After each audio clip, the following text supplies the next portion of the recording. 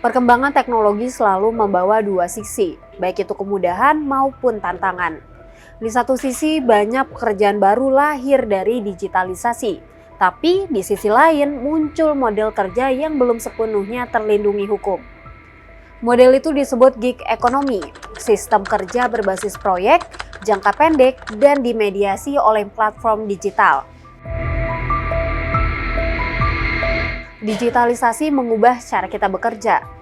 Kini, seseorang bisa mencari penghasilan tanpa harus datang ke kantor, tanpa kontrak tetap, bahkan tanpa harus bertemu dengan klien. Platform digital menjadi penghubung utama antara penyedia jasa dan penggunanya. Dan inilah yang kemudian melahirkan istilah pekerja gig atau gig worker. Model seperti ini mulai populer sejak kehadiran layanan ojek online seperti Gojek pada 2015.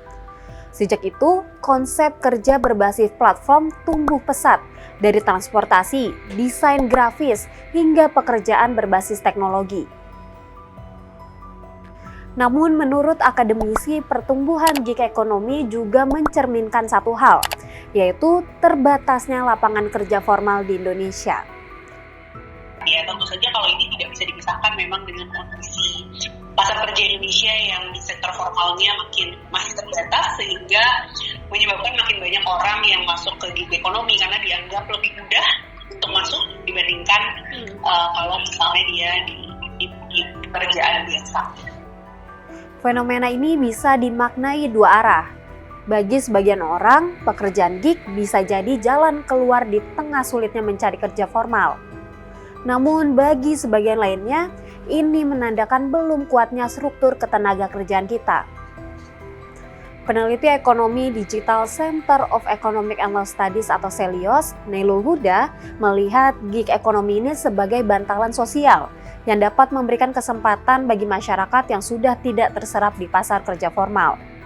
Dan ini juga berkaitan juga dengan apa? Dengan ya tadi, karena gig worker ini dia tidak memandang umur dan sebagainya, ya ini bisa jadi alternatif bagi pekerja ini yang sudah lanjut usia, yang sudah tidak produktif lah gitu ya, ataupun tidak diterima lagi dalam usia kerja di sektor formal, dia mencoba di sektor yang formal termasuk gig worker gitu kan. Bagi generasi muda, model ini justru menjadi pilihan gaya hidup kerja baru. Milenial dan Gen Z misalnya cenderung memilih fleksibilitas, tidak ingin terikat oleh satu perusahaan, alias lebih nyaman bekerja berbasis proyek. Namun di balik fleksibilitas itu muncul pertanyaan besar. Siapa yang melindungi para pekerja gig ketika mereka dirugikan?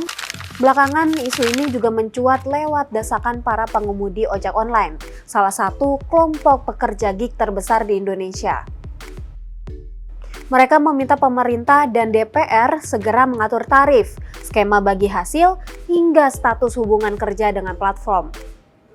Menanggapi hal ini, Nabila dan Nailul menyoroti sejumlah isu krusial yang perlu diatur dalam payung hukum pekerja gig, agar posisi mereka tidak semakin lemah di mata platform.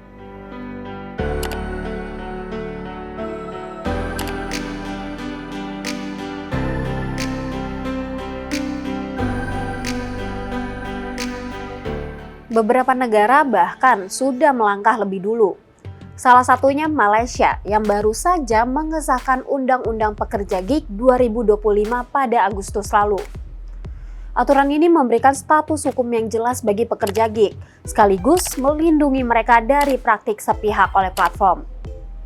Pemerintah Indonesia pun diharapkan bisa menyontek Malaysia yang sudah lebih dulu memberi hadiah manis bagi para pekerjanya.